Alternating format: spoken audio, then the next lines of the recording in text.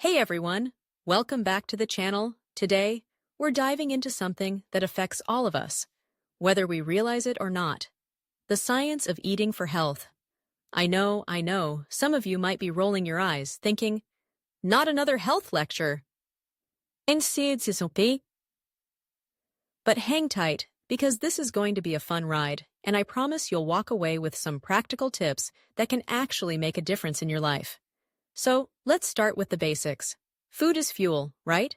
But it's not just any fuel. It's the kind of fuel that can either power us up or slow us down.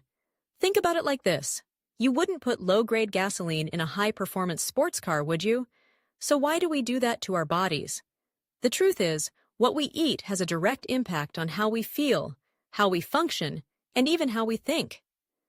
It's like a little science experiment happening every day, right in our kitchens.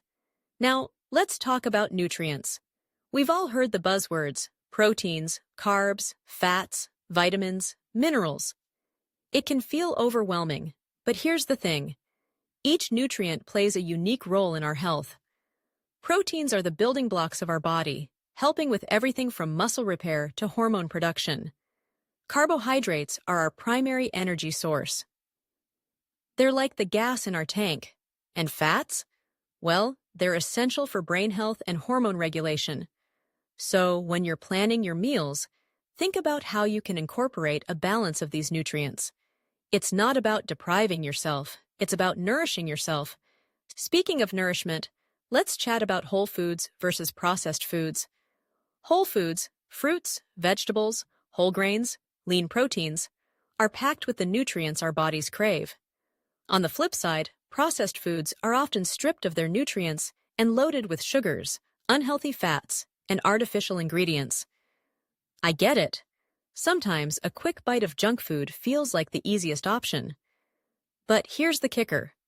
When you start to fill your plate with whole foods, you'll notice a change. You'll feel more energized, your mood will improve, and you might even find yourself craving those colorful veggies instead of that sugary snack. It's all about making small, sustainable changes. Now, let's not forget about hydration. Water, my friends, is your best friend. It's easy to overlook, but staying hydrated is crucial for digestion, energy levels, and even skin health.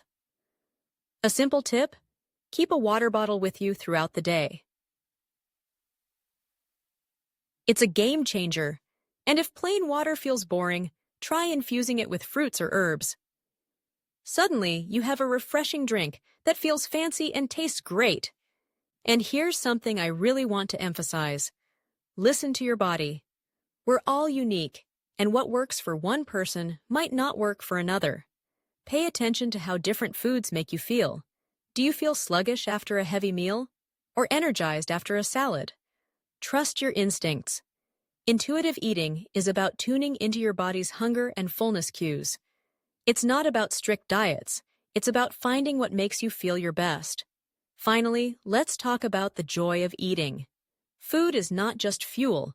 It's also a source of pleasure, culture, and connection. Don't forget to enjoy your meals. Try new recipes, explore different cuisines, and share meals with friends and family. Eating should be a celebration, not a chore.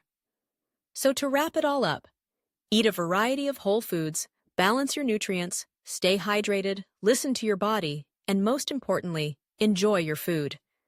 Remember, it's not about perfection, it's about progress. Making small, mindful choices can lead to big changes over time. Thanks for tuning in, and I can't wait to see you in the next video.